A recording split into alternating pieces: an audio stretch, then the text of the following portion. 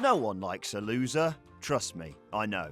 However, it's arguable that, in the world of professional wrestling, the outcome of a match doesn't really matter in the grand scheme of things. After all, outcomes are, spoiler alert, predetermined. Whether a given performer is allowed to keep their opponent's shoulders down for a 3 count is less a reflection of their ability in the ring than it is how much they're valued backstage. However, losing at the wrong time, to the wrong opponent, or under the wrong circumstances can be hugely damaging to a wrestler's career.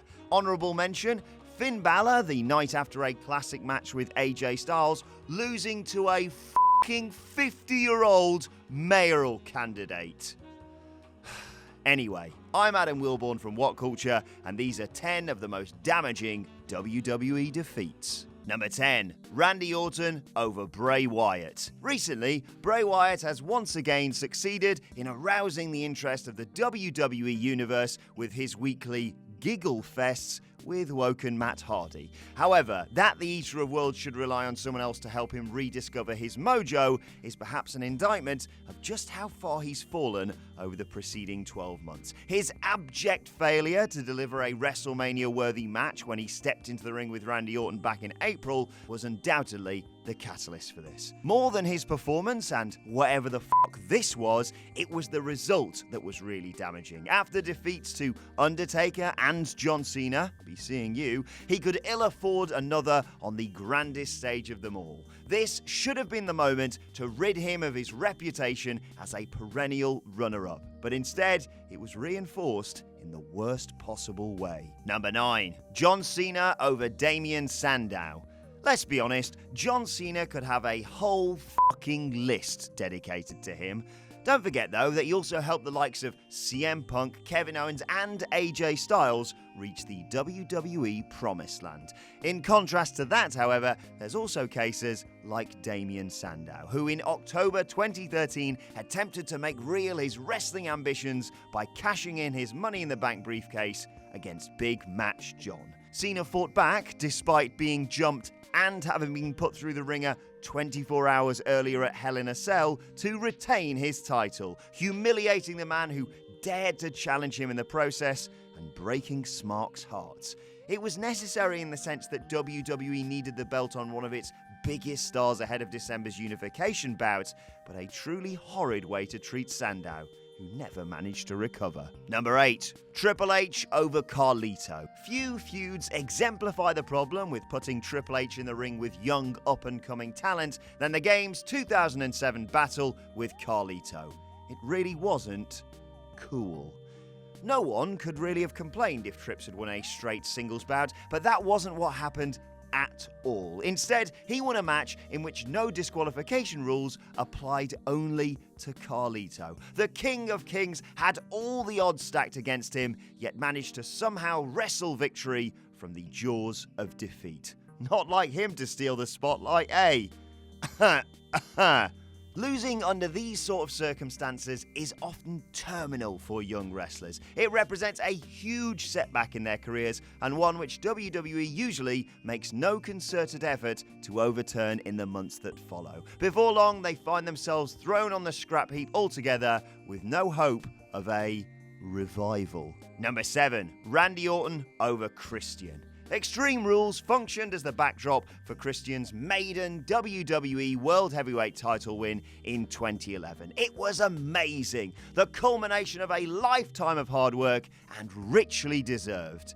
And then he lost the belt just 48 hours later after running into Randy Orton on SmackDown. A defeat that confirmed to all of those excited peeps, myself included, that this reign was just a small drop of water in a desert of disappointment. The Viper taking the belt and crushing Christian's and all of our dreams did mean that the pair of them could feud for a few months more, I suppose, delivering a series of brilliant matches in the process. But for the former TNA star, it represented a stiff blow. A career mid-carder, Christian had taken years to establish himself at the top of the wrestling food chain, and for his big main event run to be cut short so soon after it began seemed like a way of communicating to fans that he wasn't and would never be Vince McMahon's guy. Number 6. The Rock over Booker T.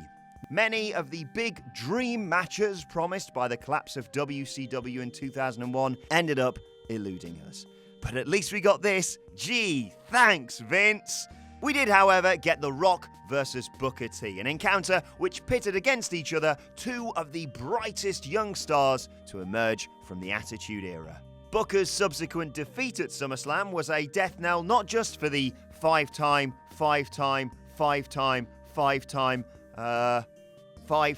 WCW champion, but for the Invasion angle as a whole. Both of wrestling's world titles were now in the arms of WWF stars, even if Austin was now flirting with the other side, the cheeky scamp.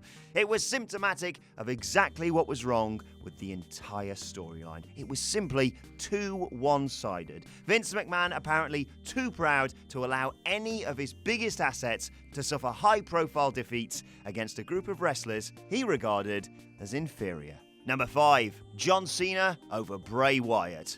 John Cena's WrestleMania legacy has long been cemented. I mean, for God's sake, he won his first 4 matches, scoring victories over Big Show, JBL, Triple H, and fucking Shawn Michaels. If anyone in the company didn't need another one, it was him. Bray Wyatt, on the other hand, was fighting on his very first show of shows and was in desperate need of a high-profile victory to really put him amongst the wrestling elite. So when the pair of them stepped into the ring together at WrestleMania 30, the outcome should have been pretty obvious, right? Ha ha ha! F*** you. In some ways, you can actually understand this decision. The build-up, which saw Bray serenade his opponent with the help of an eerie children's choir that still keeps me awake at night, seemed to question everything that Big Match John, and by extension WWE, stood for. It needed some sort of closure. Wyatt, however, really needed a win. Number 4. Triple H over Randy Orton. Having captured the World Heavyweight Championship and in the process become a man at SummerSlam, Randy Orton was all set to step into the role of WWE's top babyface. The only obstacle left to negotiate was his divorce from the game's dynamic stable. From there, the writers conspired to get just about everything wrong. Honestly, you haven't seen a show like this. Well, unless you're a WWE fan, of course, in which case it's every week. It culminated with a massively damaging defeat for the Legend Killer at Unforgiven, cutting short his title reign before it really began, and reaffirming that Triple H was the rightful heir to the throne. The Reign of Terror, ladies and gentlemen! They had their reasons for putting the belt back around the King of Kings' waist, namely that they were preparing for a mega feud between him and Evolution's other bright young thing, Batista, but Orton being made the casualty left a bad taste, and it would be years before he ever really recovered. Number 3. Roman Reigns over Daniel Bryan. With the benefit of hindsight, it's now clear that Daniel Bryan wasn't the right man around whom to build the WWE product at the beginning of 2015. His career, as it turned out, would only last a further couple of months before being brought to a tragically abrupt, injury-enforced end. For now. As such, this one is less about the loser than it is the winner. Bryan's defeat, when so many were desperate for him to repeat his success from the year before and capture the world title in the WrestleMania main event, was hugely damaging for Roman Reigns. It basically meant that Roman was now cast in the role of the internet wrestling community's boogeyman. Not that one. Taking the mantle from John Cena, who carried it with pride for nearly a decade. Just look at how happy he is pissing that guy off. The effect of this decision is still in evidence today. However much WWE tries to depart from the Super Cena formula, having the big dog go for the secondary belt instead and keeping him away from the main event scene, he is forever tainted. And it began here. Number 2. Team WWE over the NEXUS. Oh boy, was this a controversial result in the eyes of the internet wrestling community. One made even worse when it emerged that John Cena, yep, him again, had orchestrated the finish of the match himself in an apparent attempt to confirm all of our worst fears. The problem here wasn't so much that Wade Barrett's men didn't topple their more established adversaries, rather it was the manner in which the rookies were made to lay down that got everyone more angry than Adam Cleary when people spell his name wrong. Hi comment section. Despite their inexperience, the Nexus managed to put themselves in the driving seat by opening up a numerical advantage over the opposing side, only for you-know-who to pin both of their remaining members in less than 30 seconds. Number 1. Triple H over Booker T. 23 fucking seconds.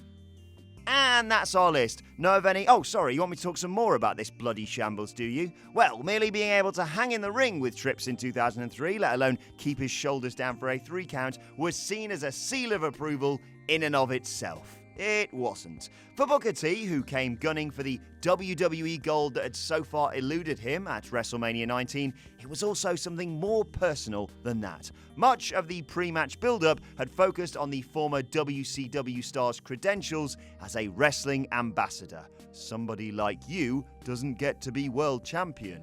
Ugh.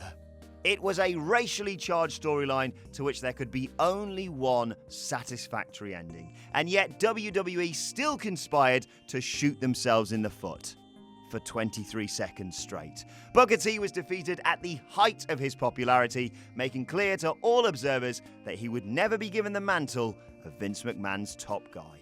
Well, would you look at that? You got all the way to the end of the video and your mother said you'd amount to nothing. What are the chances? While you're here, why not watch one of our other many, possibly quite good channels, or watch another video which will be largely in the same vein as the quality content you've just endured. Go on then.